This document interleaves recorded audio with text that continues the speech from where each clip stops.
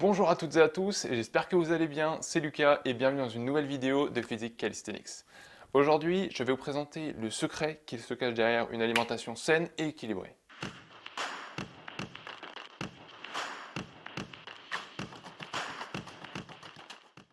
Comme d'habitude, avant d'entrer dans les détails, je vais commencer par vous expliquer les bases. Pour fonctionner parfaitement, notre organisme a besoin de 6 substances essentielles, dont 2 sont plus importantes que les autres. La première, c'est l'eau.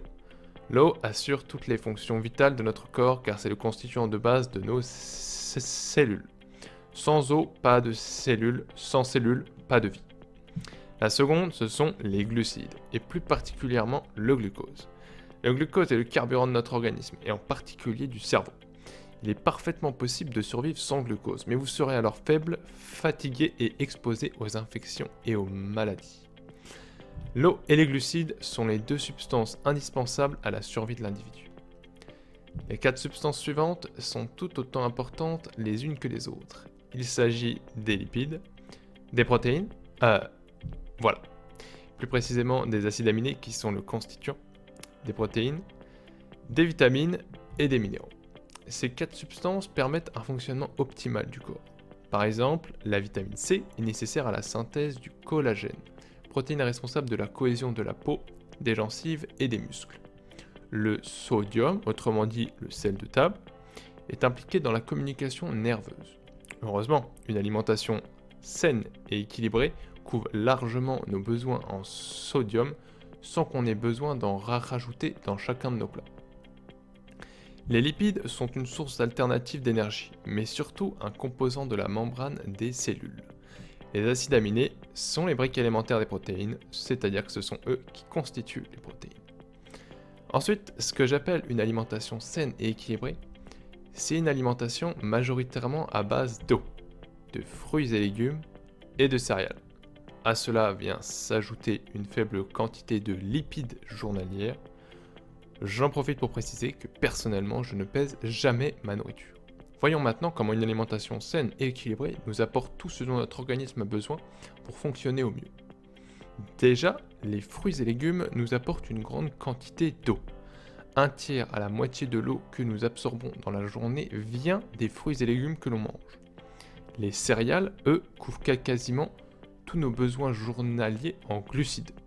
Nos besoins lipidiques peuvent être couverts simplement par les assaisonnements de nos plats, les produits laitiers et les fruits oléagineux. Pour les minéraux, les acides aminés et les vitamines, laissez-moi d'abord vous expliquer quelque chose. Dans nos cellules à nous, les cellules des autres animaux et des végétaux, il y a tout ce qu'il faut pour leur bon fonctionnement, c'est-à-dire de l'eau, des glucides, des lipides, des protéines et des acides aminés, des minéraux et des vitamines. Tout ce qu'il nous faudrait à nous pour que notre corps fonctionne super bien. C'est donc dans les cellules des végétaux et des autres animaux que nous allons trouver les acides aminés, les vitamines et les minéraux dont nous avons besoin pour que notre organisme fonctionne au mieux. En plus, les fruits et légumes nous apportent également des glucides et des lipides. C'est pas pour rien qu'on vous dit de manger minimum 5 fruits et légumes par jour.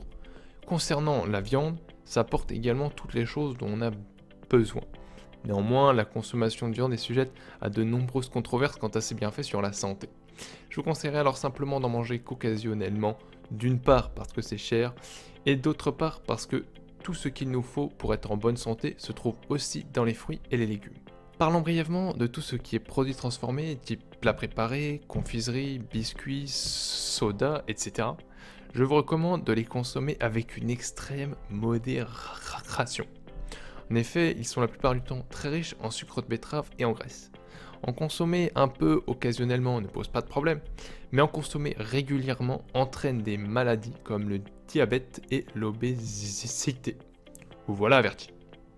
Pour résumer, abusez de l'eau, construisez vos repas sur une base de céréales, car ils sont riches en glucides, ajoutez-y autant de fruits et légumes divers et variés que vous le souhaitez, et le tour est joué. Avant de vous laisser, je précise que les pâtes sont des produits transformés, privilégiez les céréales complètes, diversifiez vos aliments, faites une activité physique volontaire, buvez de l'eau, et on se retrouve la semaine prochaine dans une nouvelle vidéo.